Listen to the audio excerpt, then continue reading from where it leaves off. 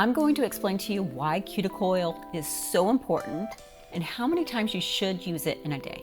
I just got back from Las Vegas, and let me tell you, it's hot, and my cuticles show it. They are so dry, and I mean, if you look at my skin, I have really pretty sheer on, but my nails look like crap because my skin around it is so dry. It needs oil, it needs nourishment.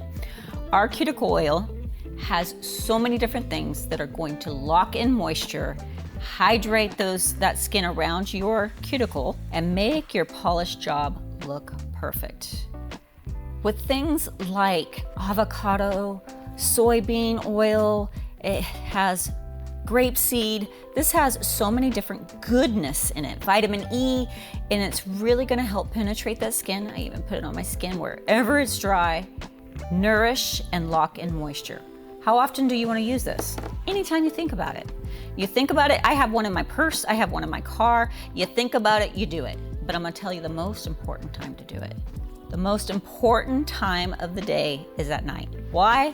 You're not gonna wash your hands. You're not gonna be taking it off immediately. You're not gonna be doing the dishes and re-drying out your skin, right? So it's gonna help it sit on there, absorb, and really do the job. Is this just for natural nail people? Absolutely not.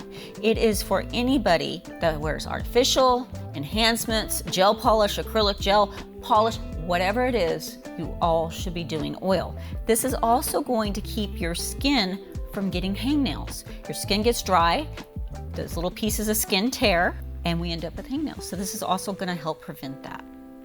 Using cuticle oil in combination with like a hand cream, love our hand cream by the way, is really going to turn back the hand of time. My hands always look about 5 years younger, I swear, when I do this. But give your skin a little nourishment, a little drink of oil, and use cuticle oil daily.